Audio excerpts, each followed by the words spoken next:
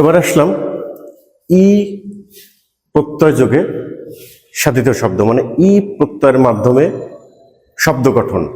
ই দীর্ঘিকার, রস্যিকার না। এই যে এই প্রত্যয় যোগে কি শব্দ গঠন। তার মানে আমি যদি এখানে এই দীর্ঘিকার বাদ দিই, এখানে দিলাম দীর্ঘিকার, তাহলে এখানে থাকে কি গুণ। গুণ, তারপরে এখানে হচ্ছে তেজ যোগ ই, এখানে কি দাম যোগ ই, দাম যোগ ই। তারপরে এখানে কি আছে, যদি এই রস্যিকার বাদ দিয়ে কি থাকে, জমি দার যোগ ই। এখানে যদি রস্যিকার বাদ দিয়ে কি থাকে, ডাক্তার, ডাক্তার যোগ ই, ডাক্তারি। এখানে যদি রস্যিকার বাদ দিয়ে কি থাকে, দরদ, দরদ যোগ ই। তার মানে আমি এখান থেকে রস্যিকার বাদ দিলাম, থাকলে হলো তেজ, এখানে রস্যিকার বাদ দিলাম, থাকলে হলো দাম। এইটা লাস্টের অর্থাৎ শেষের যে রস্যিকার বা দীর্ঘিকার থাকবে সেটার পরিবর্তে এই প্রত্যয়গুলো এখানে যোগ হবে। খুব সহজ জিনিস, একবার দেখলেই এটা করা যাবে, কোনো সমস্যা নেই।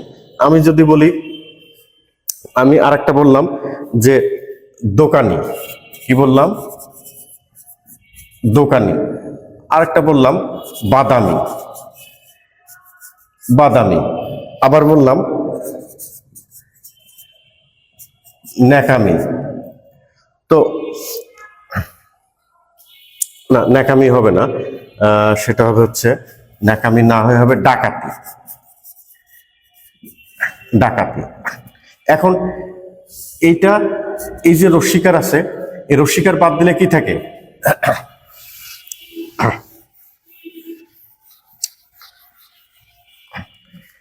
এখানে আবার এখানে নিয়ে আসি, আমি আবার নিয়ে আসি দোকানি।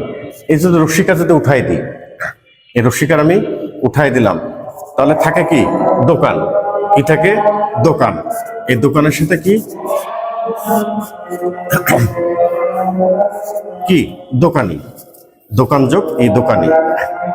এইখানে তদ্রুপ এখানে ছিল বাদামি, আমি কি করলাম, এই রস্যিকার তুলে দিলাম, রস্যিকার তুলে দিলে কি থাকে, থাকে হচ্ছে বাদাম, এর সাথে ই যোগ।